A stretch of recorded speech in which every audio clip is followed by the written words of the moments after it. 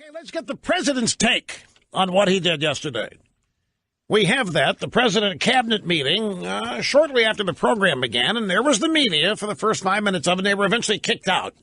But before they were kicked out, the Trumpster spoke about what happened yesterday. It was a tremendous meeting. Actually, it was reported as incredibly good. And my performance, some of them called it a performance. I consider it work, but got great reviews by everybody other than two networks who were phenomenal for about 2 hours.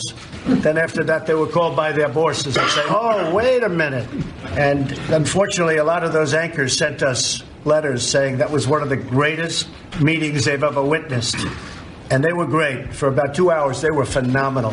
And then they went a little bit south on us, but not that bad. It was fun. They probably wish they didn't send us those letters of congratulations, but it was good. I'm sure their ratings were fantastic. They always are. Which is why I think the media will ultimately support Trump in the end, because they're going to say if Trump doesn't win in 3 years, they're all out of business. Well, there you have it. It was the greatest meeting ever. There's never been a greater meeting, and the media loved it so much they sent him congratulation letters. Congratulations, Mr. President. This is what we expected. This is what we hoped for. This is what we wanted to see from you.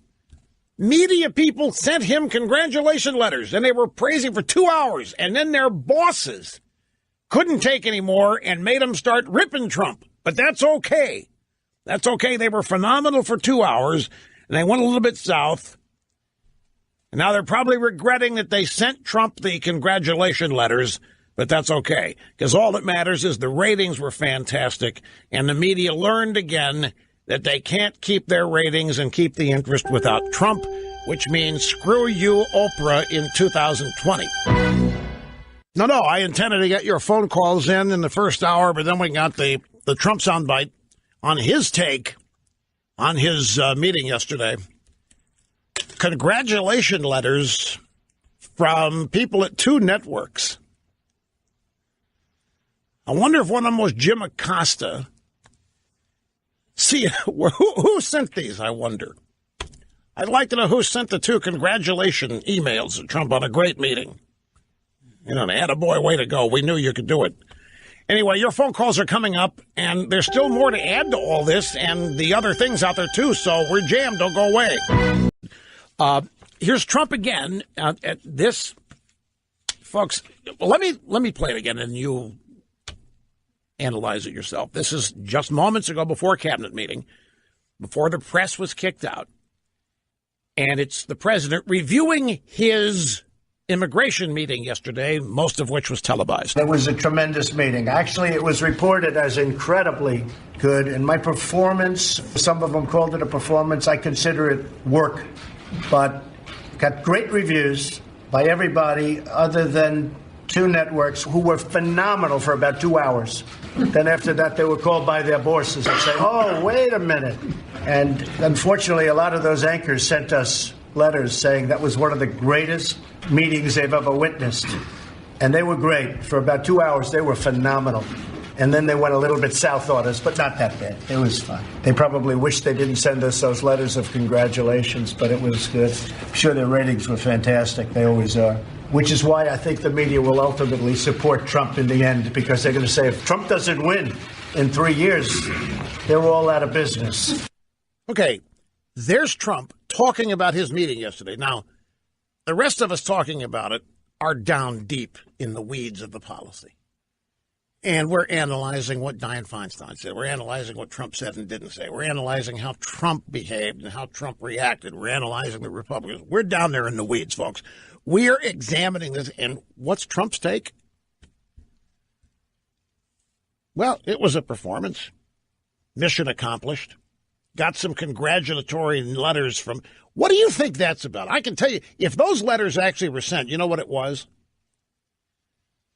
I will guarantee you that if those letters were sent, it was an applause for opening the meeting to cameras and a request to keep doing it. And they might have, in order to secure that, they might have praised Trump. You're the best president ever. We knew you had it in you. You should keep doing this. But the letters were primarily, I'm surmising here. I, of course, don't know because I'm no closer to the White House than where I am here in Florida. But I'm just guessing if those drive-bys sent those letters, it's a request to keep doing this, with some flattery thrown in. But Trump correctly noted that after about 2 hours, the drive-bys started going south on him because they realized what had happened. See, they can't help but analyze Trump, and most everybody else did too, except for me. They analyzed Trump within their universe. Every day they plug Trump into the way the establishment works, the way Washington works, the way things happen. And you can't do that. So Trump's review of the meeting yesterday was how much the media loved it. He didn't say a word about immigration or the future or DACA or any of that. He didn't say what anybody would expect him to say. Well, it was a good start. I think we laid some good groundwork. They know where I'm coming from. I heard what they want to do, and we got a great bit to move forward from. None of that. Hey, it was great. The ratings are no doubt through the roof. They sent me congratulatory notes, and they know they need Trump. So given all that, I still ask you, what's your take? Your calls are coming up. There's one more Trump bite here. Following that little bit that we just played, he continued. We agreed to pursue 4 major areas yesterday of reform. Securing our border, including, of course, the wall, which has always been included, never changed. Ending chain migration, canceling the visa lottery, and addressing the status of the DACA population. We want to see something happen with DACA.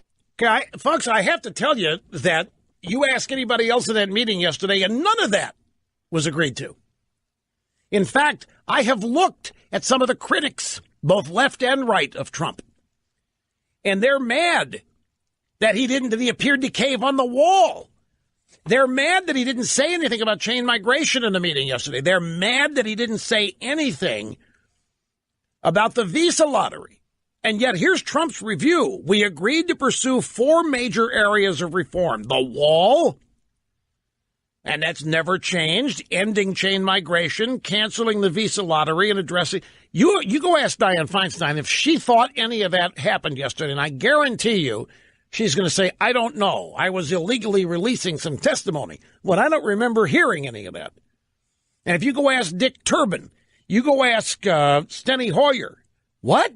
We didn't agree to chain migration. We didn't agree to the wall. We didn't agree to his visa bill. What is he talking about?